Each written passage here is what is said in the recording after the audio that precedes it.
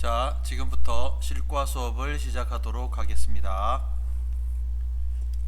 실과 교과서 26쪽을 함께 보도록 하겠습니다.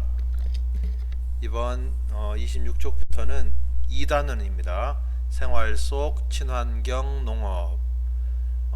생활 속 친환경 농업에 대해서 공부를 해볼 텐데요.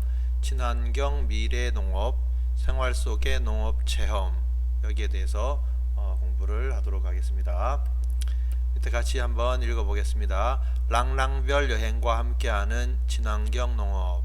랑랑별 떼떼롱은 마다리와 세다리 형제가 랑랑별에 사는 떼떼롱과 메메롱 형제의 초대를 받아 랑랑별을 여행하는 이야기입니다. 지구와 멀리 떨어져 있는 랑랑별은 지구에 살고 있는 마다리가 방귀를 몇 번 뀌는지 다 알 수 있을 정도로 과학이 발달한 곳입니다. 하지만 랑랑별에 도착한 마다리와 세다리는 랑랑별의 모습이 소박한 시골의 모습과 비슷해서 이상하게 생각했지요. 환경을 생각하지 않는 과학 때문에 병들어가는 환경을 보면서 랑랑별 사람들은 소박한 현재의 모습을 선택하게 되었다고 합니다.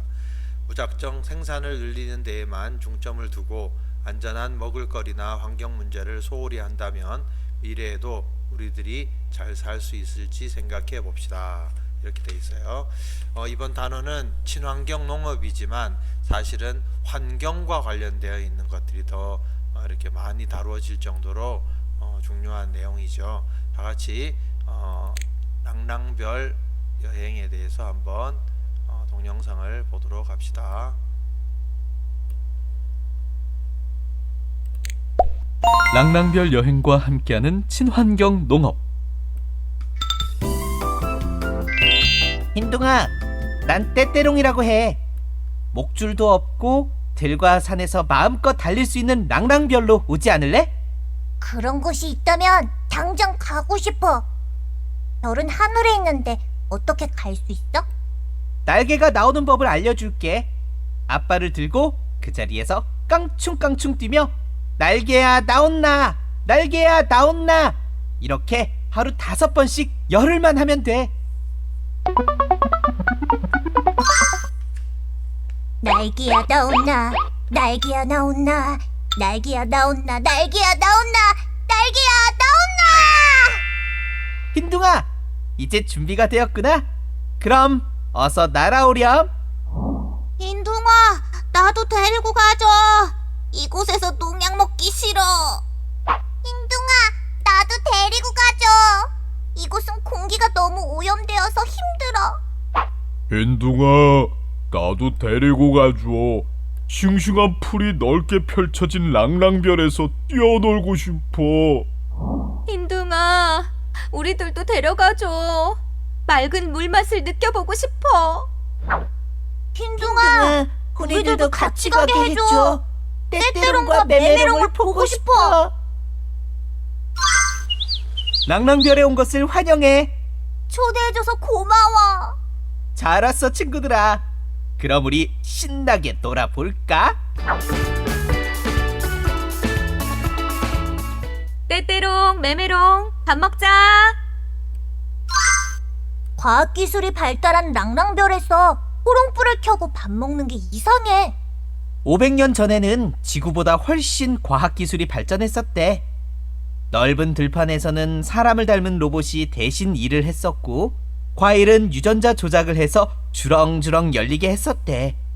결국은 사람까지 인큐베이터에서 태어나도록 했지만 환경을 생각하지 않은 과학기술이 큰 문제가 되어 다시 지금과 같이 생활하기 시작했다고 해. 랑랑별에 그런 일이 있었구나.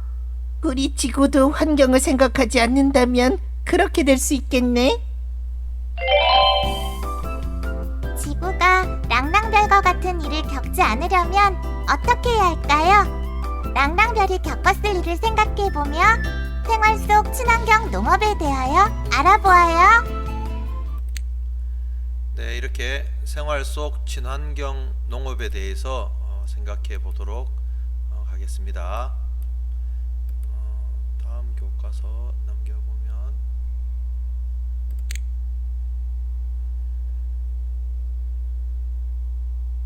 네, 28쪽 친환경 농업이 왜 필요할까요? 친환경 농업이 왜 필요할지 한번 글을 읽어보겠습니다. 인류는 과학의 발달로 풍요로운 생활을 하게 되었습니다. 하지만 농축산물의 생산량을 늘리기 위해 화학 비료, 농약, 사료 첨가제 등을 지나치게 많이 사용하면서 토양 오염, 지구 온난화, 생태계 파괴와 같은 심각한 환경 오염 문제가 발생하였습니다.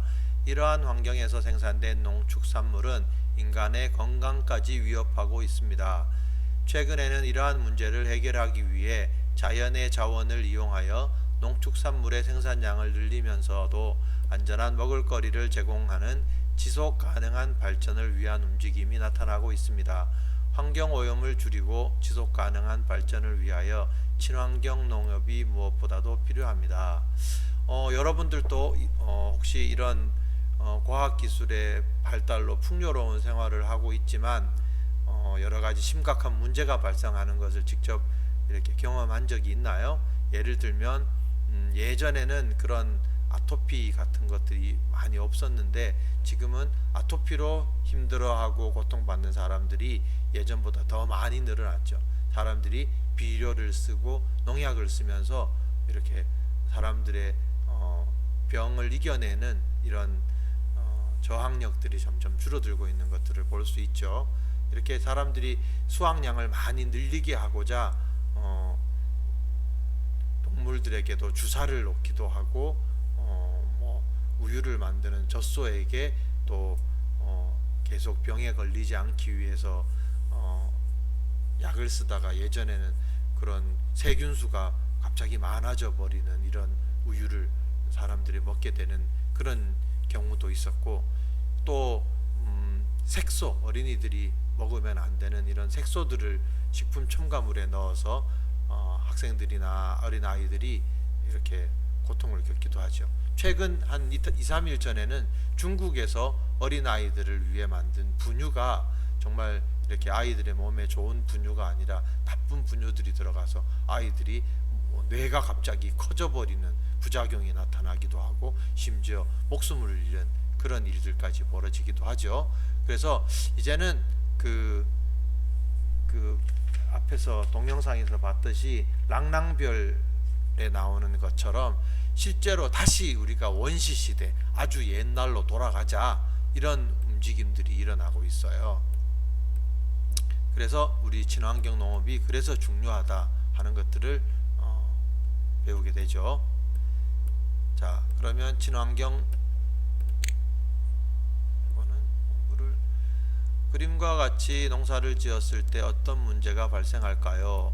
농약을 치고 있죠. 근데 이 농약이 정말 불필요한 풀들을 없애기 위해서 농약을 치는데 이 농약에 의해서 그와 상관없는 이런 생물들까지 죽게 되죠. 옆에는 화학 비료를 사용해요. 화학 비료를 사용하면 땅이 이렇게 자기의 본래의 성분을 잃어버려요. 이러면서 계속 더 화학 비료를 더 많이 사용해야 되고 그런 문제들이 발생하죠. 그래서 지속 가능한 농업이 필요하다 하는 내용입니다.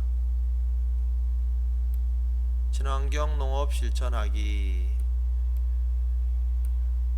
지금 이 교과서에 나오는 그림은 농약과 화학 비료를 많이 사용하니 농산물의 생산량이 늘어났어요. 그전에는 고추를 밭 한 곳에서 2자루를 거둬들일 수 있었는데 농약을 많이 사용하니까 4자루, 6자루를 이렇게 수확할 수 있게 됐죠. 그러니 당장은 좋아지지만 시간이 지나니 하천이 오염되고 토양이 거칠어졌어요. 우리 후손들이 걱정이에요. 계속 이런 화학 비료를 사용하면, 화학 비료라는 말은 공장에서 만들어진 비료예요. 이런 것들을 사용하니까 빗물에 씻겨서 강물로 흘러가고 하니 하천도 오염되고 거기 살고 있는 또한 생물들도 고통을 겪게 되고 하죠. 생산량도 늘리면서 환경도 보호할 수 있으면 좋겠어요.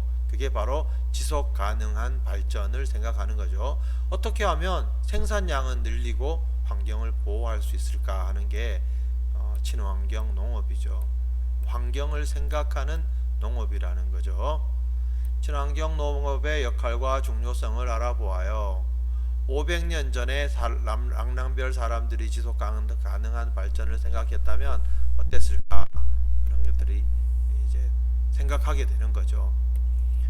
그럼 어떻게 해야 될까? 자연순환 농법을 사용할 수 있다. 사람들은